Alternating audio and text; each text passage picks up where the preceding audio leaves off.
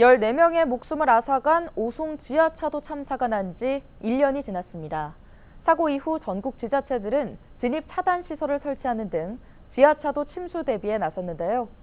그런데 양주의 삼습 침수 구역인 송추 지하차도는 진입 차단 시설 설치 대상에서 빠진 것으로 파악됐습니다. 김신혜 기자의 보도입니다.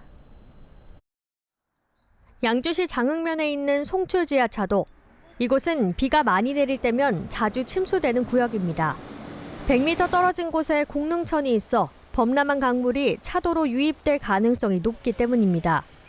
주민들은 비가 많이 오면 공릉천 수위가 가파르게 올라 주변이 잠기기 십상이라고 말합니다. 이 제방뚝이 한 3, 40년 전에 그때 쌓은 높이예요. 지금은 이 높이가 의미가 없어요. 이 높이보다 한 1m 정도 물이 더 오거든 실제로. 주기적으로 홍수가 날 적에는 꼭 침수를 당하는 지역이에요. 실제로 지하차도에서 인명피해가 날 뻔한 적도 있습니다. 이곳 송추 지하차도는 지난 2018년 여름 집중호우가 내리던 당시 침수됐었는데요. 당시 차량에서 미처 빠져나오지 못한 시민을 소방대원이 구하는 일도 있었습니다. 지난해 여름 14명이 안타까운 목숨을 잃은 오송 참사 이후 전국 지자체가 지하차도 침수 대비에 촉각을 곤두세우고 있습니다. 그 가운데 하나가 진입 차단 시설 설치입니다.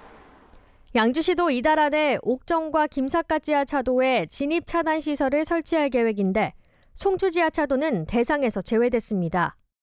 금년 1월에 재난안전특별교부세를 신청했었는데요. 그게 좀 미선정이 돼서 옥정과 김삿갓 지하차도는 진입 차단 시설 설치 의무화 대상이지만 송추 지하차도는 터널 구조상 우선순위에서 밀렸다는 겁니다. 장마철이 시작되면서 지역사회 우려가 커지고 있습니다. 특히 올해 장마 기간 강력한 물폭탄이 떨어질 거란 전문가들의 전망도 나오고 있는데 대비가 부족한 것 아니냐는 지적입니다. 급속하게 이제 수량이 늘어나면 여기도 이제 침수가 돼서 기상이 좀 변화가 심해서 집중호우가 많이 내리기 때문에 여기도 빨리 진입 차단 시설을 설치해야 된다고 생각합니다.